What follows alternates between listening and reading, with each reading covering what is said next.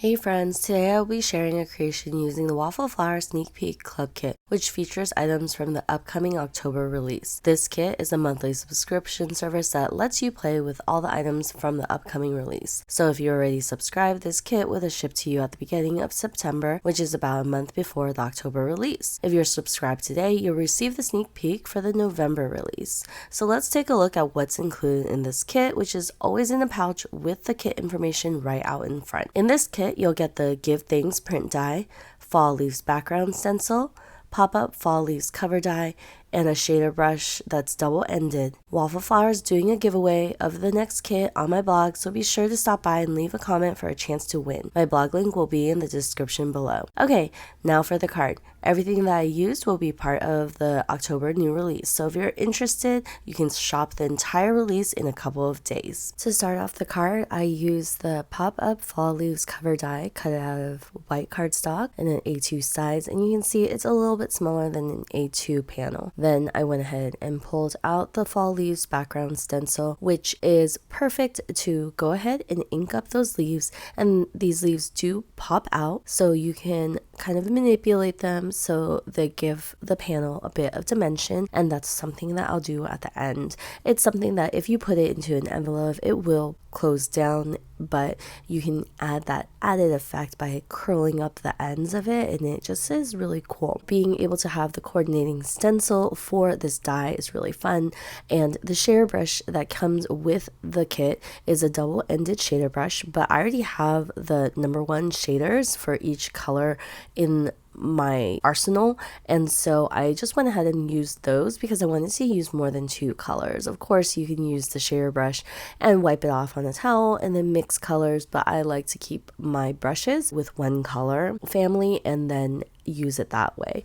So I just went ahead and used a mix of yellow, orange, red, and purple because I thought it'd be more fall. I really love the purple in this, and I'll have all the colors listed down below. Being able to use the shader, I was able to get in the nooks and crannies of each of the leaves and also add brown to the stem of the leaves. So I went ahead and trimmed this down, and I'll be matting it on brown cardstock. It's something I do all the time with my cards. I just like the matted look, and I pull out the Give Thanks print die, which I decided to use the shadow with brown cardstock and then the sentiment with white cardstock. And I could have left it at that once I die cut it, and I think it looks good just like that because it kind of makes the sentiment pop in the white. But I thought that it would be fun to incorporate the same colors that I used to shade the leaves onto the sentiment. So I went ahead and just inked that up. I kind of kept with the same idea of using the shader brush in very concentrated areas. So for the very top of my sentiment, I went ahead and used a fossilized amber, and then at the bottom I used the Seedless preserves, and then in the middle I used the fired brick, and it all blends nicely together. Of course, if I'm blending yellow and purple, that would kind of make brown, and I don't want that. So you need that middle color that works with both colors, and that's that red, and it just gives it a fun look. I had a little bit of mixing of the yellow and purple between the words, but it was very concentrated, and I kept it from turning super brown. So I really liked how that sentiment looked. And then I'll put these items together once I pop up the pop-up fall leaves cover die pieces, and you just gotta be a little careful, kind of work your way and kind of curl the edges, but once you do that, it'll stick because this paper weight is 80 pounds and it'll hold its form. Of course, again, if you put it in an envelope, it will push it down, but then I think it'll pop right back up. It won't go back to normal. I went ahead and used liquid glue because there's all these little openings and I didn't want to glue down the leaves. So I just went in between the nooks and crannies of the card panel, added the liquid glue, and then I'll mat it onto that brown cardstock.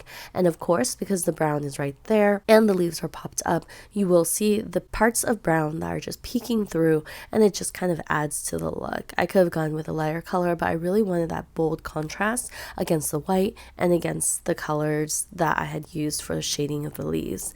I'll go ahead and add my sentiment to my shadow, and then this card is a pretty simple card, easy to put together, not much thought in mind.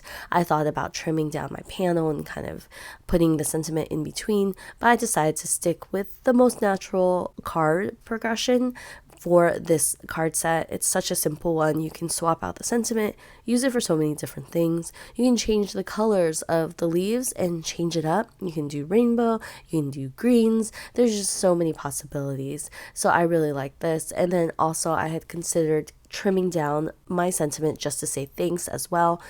And that's another possibility for this card. So I thought it still looked a little plain. I went back in with a black gel pen, just one that I have on hand. It's nothing fancy at all. It's just a pencil pen.